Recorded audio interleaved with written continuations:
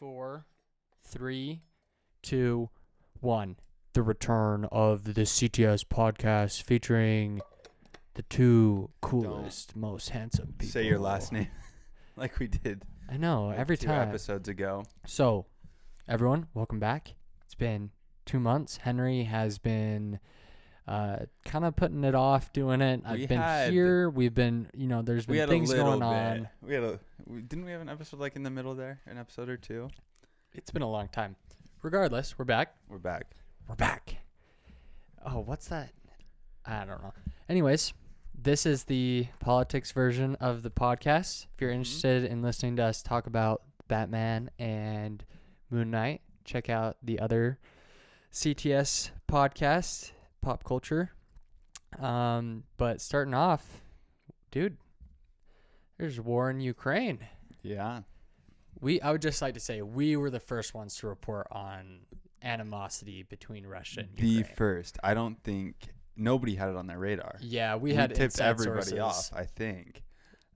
We tipped everybody off, like CNN, MSNBC, the White House.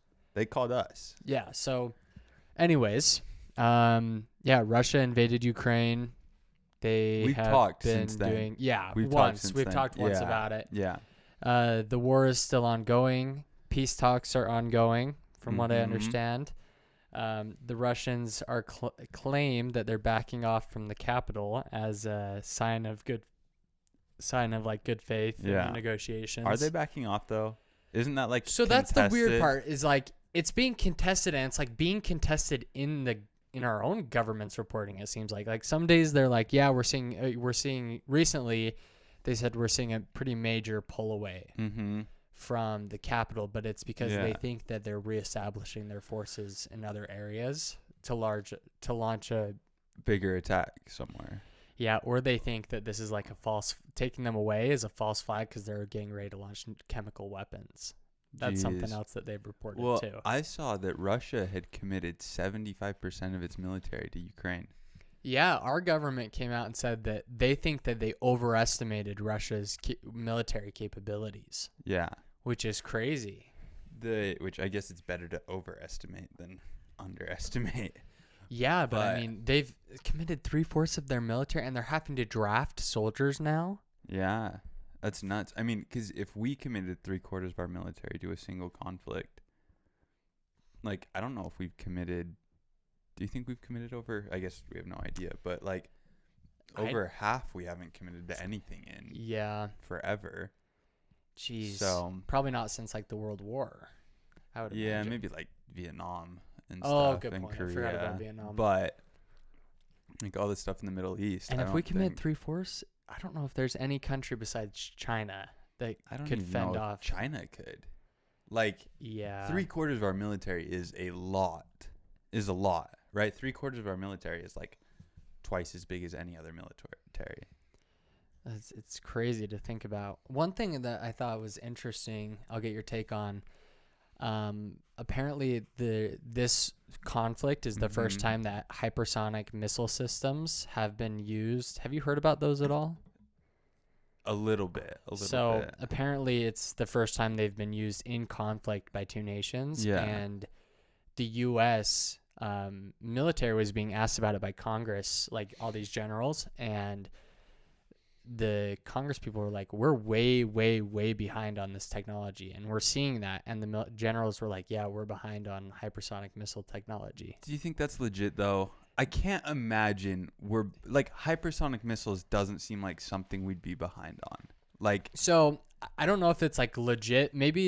Maybe for like a specific weapon class or something like that, a specific class of missile, but I know there's other stuff that decades in front of other people. It just like, there's no way they're actively like in like a public thing that everybody can see, like revealing our capabilities on that front. Yeah. That just doesn't make sense to me. Like, I don't know. That's weird. But yeah, there's some crazy. Well, have you seen those sound weapons that they have? Yeah, dude. Thermobaric weapons. That stuff's crazy. It's weird. It's just, it almost feels like a video game or something. Yeah. Like something you'd see in Black Ops 3 Halo or set in, something. like, Yeah. 2080 or something. Yeah, some weird, but yeah. Did you hear about in like Chernobyl?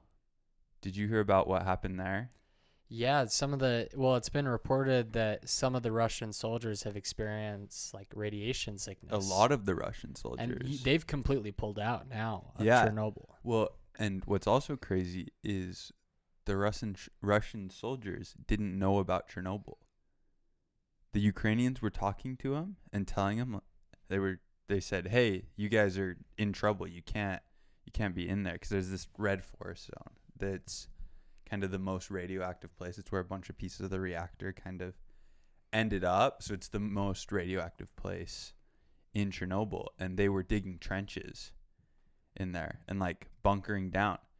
And so the Ukrainians said, "Hey, you guys, this is bad news. This is bad stuff." And they'd never heard of Chernobyl. They just knew that they didn't know what had happened there. They heard that it was just important military infrastructure to capture. And so that's why they were there. Jeez. So what? The government just hid that information? Just hid it, right? Because that's a pretty big failure for Russia, the USSR, to have kind of had that, what happened in Chernobyl happen. So they must have just covered it up and nobody knew. So have you seen the videos in Russia of protesters that they passed a law where it's illegal to hold up signs or anything like that? And people are just holding up blank pieces of paper and just not saying anything. There's nothing written on them and just blank straight signs, to jail. Or there's the straight one to with, jail. There's the one with, it's like, it's funny in a kind of scary way almost. The protester, it's some dude filming this protester, and she has a sign that literally says 2 words in Russian, like 2 words in Russian, and the dude goes, "Oh, how long do you think it's gonna take you to get arrested for that?" And she starts to respond, and like 4 Russian soldiers come by, grab her, haul her off, and he goes, "Oh, didn't take that long." Crazy. It's insane. Jeez. Well, and Russian generals are kind of starting to go off the map that are dissenting to the war. Is they haven't been heard from. It's wild. It's really wild. Putin's kind of getting rolled, I think.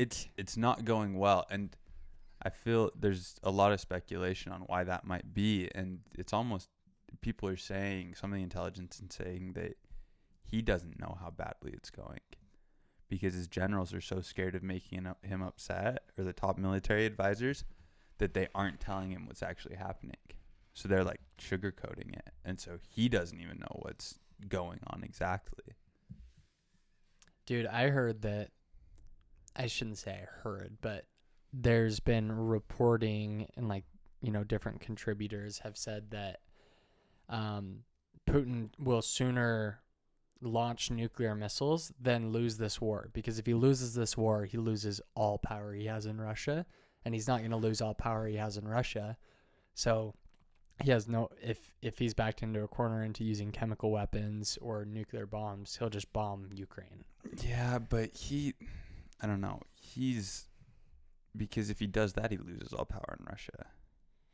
At least if you like back out, right?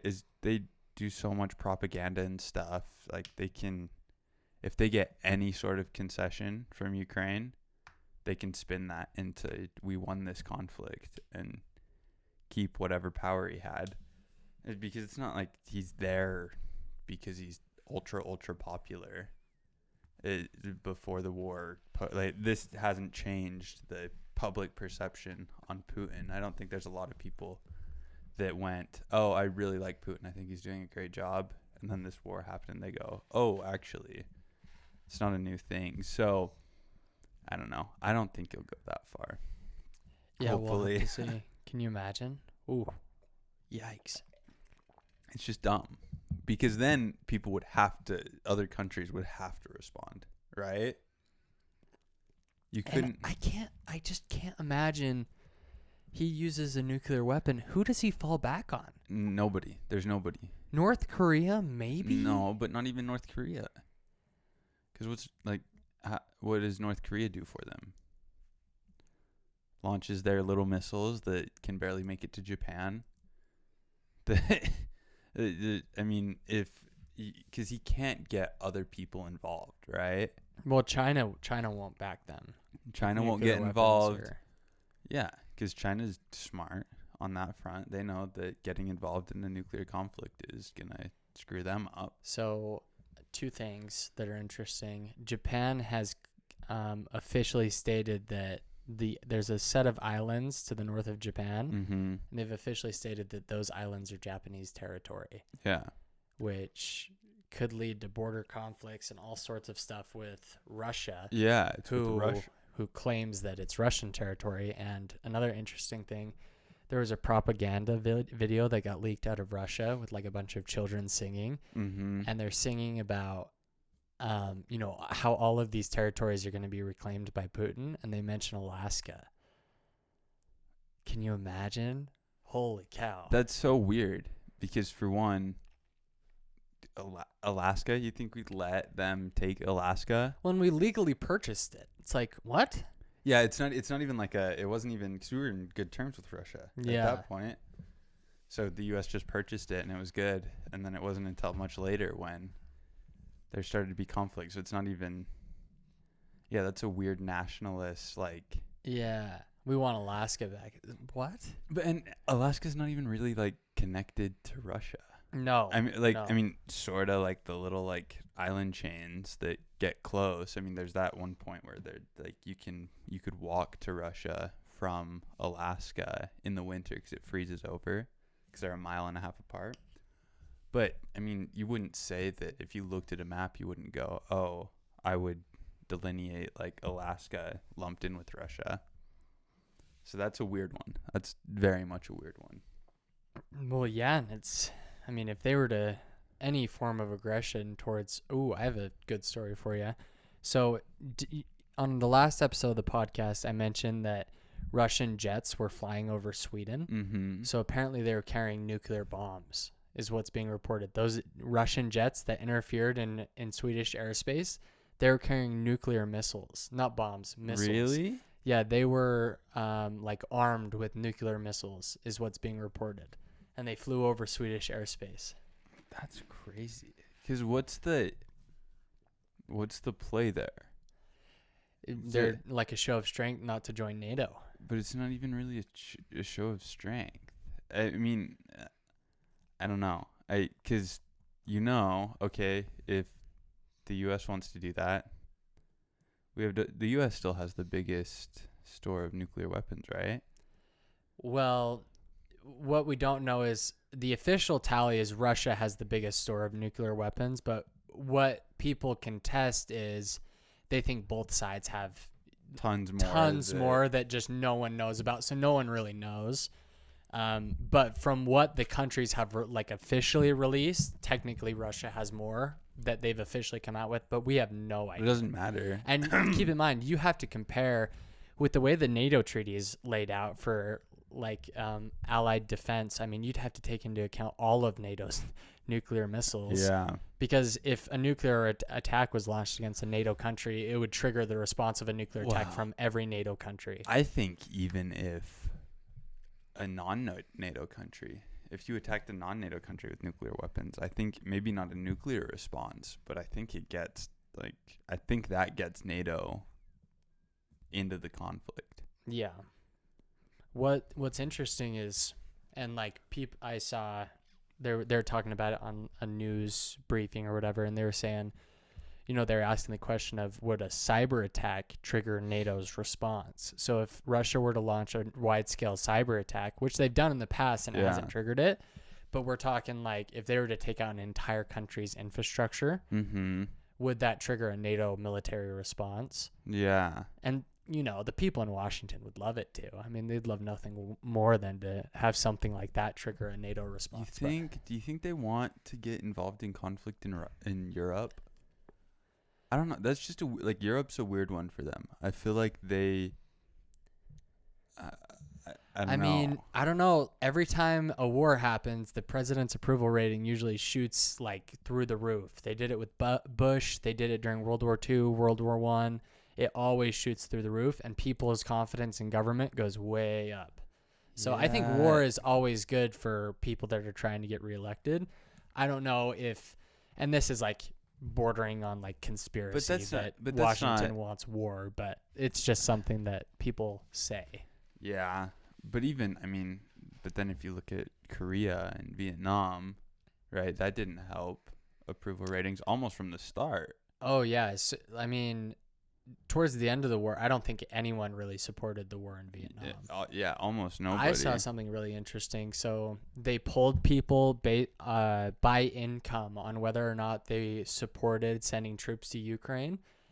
And people who made less than $50,000 a year, it was almost like unanimously Like, no. yeah, I think I saw the same thing. And when you get richer, 100,000 to 200,000, it's like 45%. More and more support. And then 500,000 plus, it's like 51%. It's like, yeah, I mean, because it's, the people that it's not going to affect you, exactly, right? exactly. So, yeah. Some people can go to the gas pump and they don't even need to look at they how don't much. care. It's just like, I'm paying for gas. Yeah. It's definitely a weird one. So on gas prices, how about the Biden committing to releasing 1 million barrels a month from the Strategic Petroleum Reserve? So I don't remember the last time anything like that was even done. I mean, they've done it a couple times.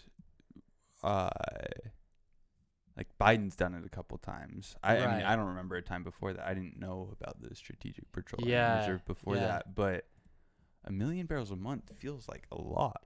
Yeah. I think it'll drive down gas prices, but I think it'll only drive them down by what, like 30 cents probably? 40 cents? I have no idea. It'll be interesting to see, but 1 million barrels, that's a lot. Because how... And where do they store that? I wonder. How much did you say it was? Like 518 million barrels of oil? Yeah. Dude, something like that's that. so much oil. It's got to be all over the place. I bet it's super decentralized. I bet there's a lot in Alaska. I bet there's a ton in, all over. Probably anywhere they produce oil. I bet they have a facility that has a ton. But yeah, that just seems like a lot. And how does it work? Do they then sell it? Yeah, I think they just release it into the market and sell it and just flood the market with oil. And then it drives price down. So do they...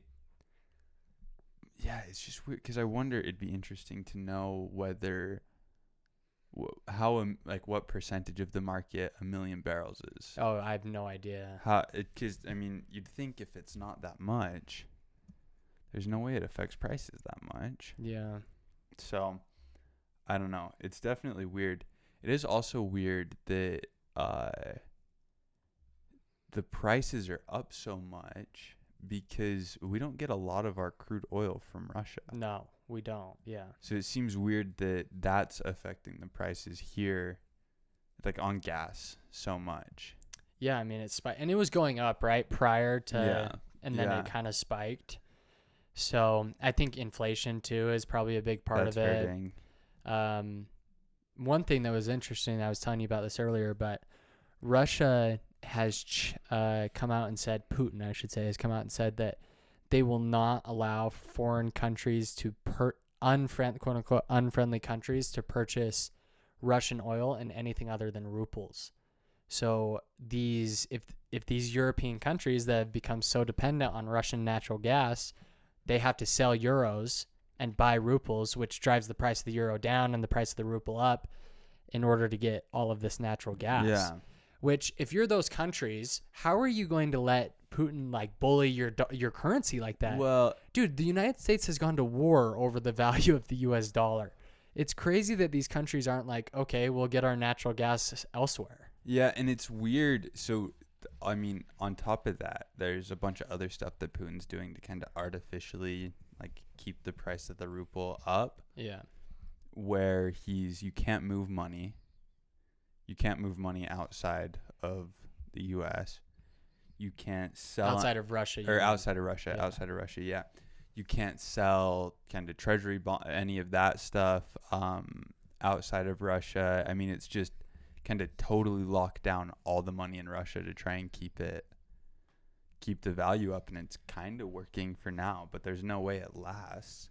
Oh, it's not sustainable, right? And I mean, this has to be like a rude awakening for countries like Germany, who are 70%, I think it was, of their natural gas is supplied by Russia.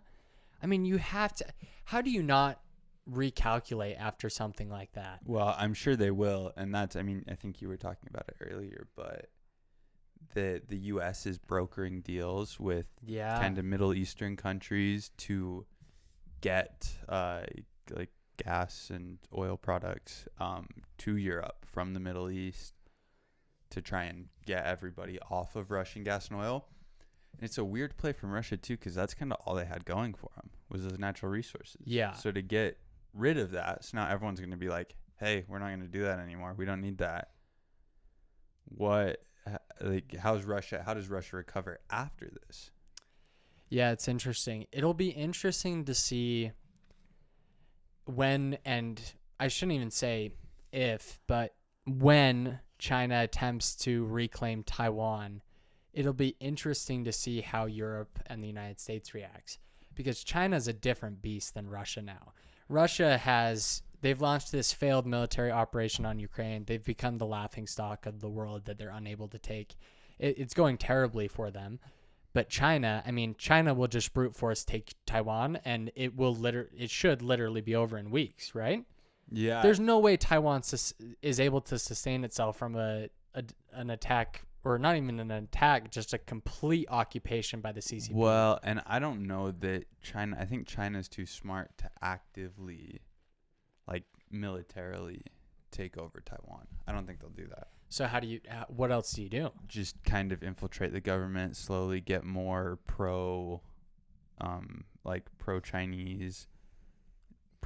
people. Just in it propaganda flood the country. Just until you eventually, and just play like a long game. Because it's not like China doesn't need Taiwan. I mean, it's more of a kind of, we can't let it happen again.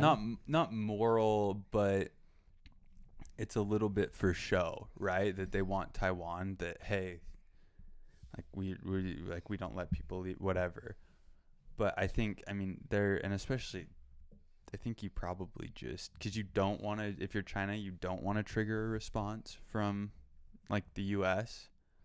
So I think they just slowly, you get people that are more and more pro-Chinese until eventually you can get half the country to vote on some referendum that says we want to officially be back combined with China. So let me get your take on this. India has continued to do a large amount of business with Russia. They're seeing this as an opportunity to save a bunch of money, to strike a brand new deal with Russia, purchase a bunch of oil, do whatever they want, and they're getting a bunch of, criticism from the West. But if you're in India's shoes as a neutral country, what do you do? But are they that? I don't know. It's weird because they're neutral in the sense that they're not a part of NATO. They're not involved with those European kind of alliances and stuff. But if you're India, we're one of India's biggest allies. Well, yeah, and the United States, I don't know if you saw this, but they offered to completely replace any service product that Russia provides to them. The United States has said, we'll replace everything for you. And India said, we're going with Russia. It was just a weird one. It seems really weird from India to kind of, because what's the place? You have that group of kind of Russia, and then tangentially China, and then maybe India now. But it's not like India and China get along. No. At all. They don't get along at all. So like massive border disputes. Why would you kind of align yourself there when it's clearly kind of like it feels more short-term gain as opposed to, okay, let's position ourselves. Maybe we won't save as much money now. Maybe we'll have to go without some products. There's a little bit of economic hardship. But in the long run, having good relationships with everybody else, because no one's on the side of Russia. Belarus. It's like the only country that's siding with Russia. It's weird. It is weird, and Do you think there'll ever be a time where a bigger NATO is formed?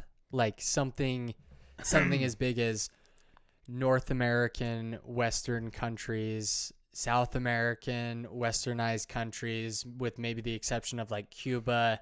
You put Australia, New Zealand, Sweden, Finland, all of NATO. Do you think Japan? Do you think that's ever going to be a thing where you have this massive treaty alliance and you just leave out China, maybe Yeah, India, Russia?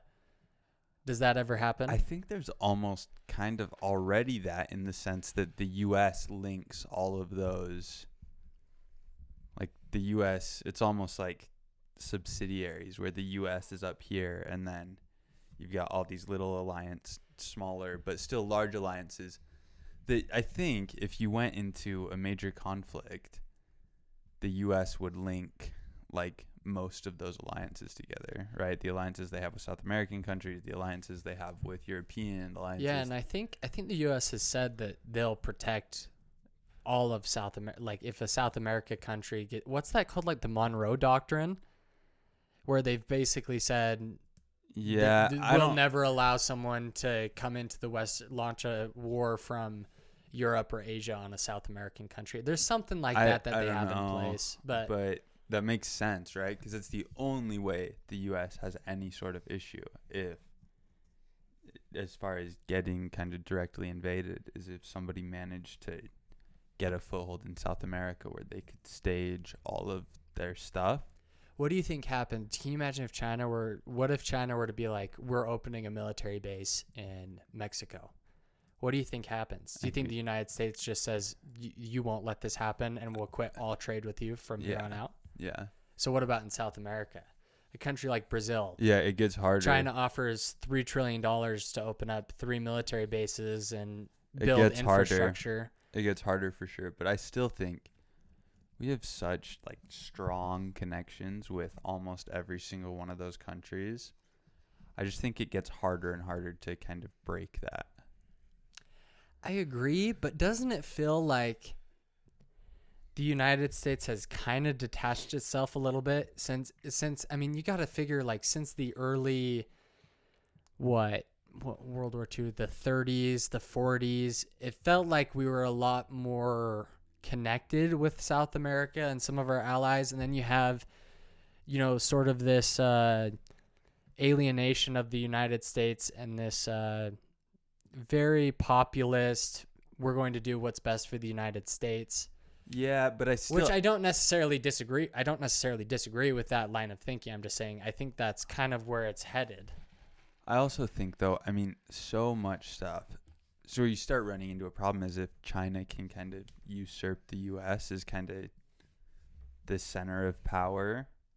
And then it, like, the consequences for not working with China start to be greater than the consequences of not working with the U.S. But at this point, I think it's still just, I mean, tons of exports, tons of imports come through the U.S. Like, you are... I mean, and we protect all of those countries, right? I mean, it's really hard to go, yeah, we're gonna work with China now, and kind of just in the spite of the U.S., because it's also way easier for the U.S. to do stuff in the Americas, right? As far as militarily, I just think that we probably, maybe you'd let China build military bases in South America, but I think if they moved up into Central America, we'd start to kind of throw a fit about it. Do you think the United States will ever accept, like the government will ever accept being the number 2 country in the world? I don't know. It's hard to say, like, will they accept, because I still don't think it's that close. You don't think? I think within the next 25 years, in our lifetime, certainly, China usurps the U.S. as the global superpower. I don't know. China just has some weird stuff. Because, okay, you say that, and there's they've got kind of this economic thing, but culturally, kind of societally, I mean, it's not even really close, right? Like, China's not kind of as the center of power in that sense. And financially, maybe it's getting there, but even militarily, I don't think it's close. Yeah. Yeah, I guess I could see that. I do think China will spread its influence into South America within our lifetime, and I think it spreads its influence into Central America. We're seeing them do it in Africa. I don't know. It's hard to say if. But even when they go into those places in Africa, now are those people in Africa like fans of Chinese media, fans of like it's almost they have this like connection to the government, whereas I feel like America has more of a like in every other aspect, there's a better connection with kind of the rest of the world. Yeah, I guess culturally in that sense, yeah. And so it's just hard to be the superpower when there's nobody that really relates to you besides the people in your country. Like, I think that's almost as big a part as being a financial center is being kind of a cultural center, like driving that type of stuff. Which the U.S. is still very much in the driver's seat in that aspect. Yeah, I could see that. I don't know. I think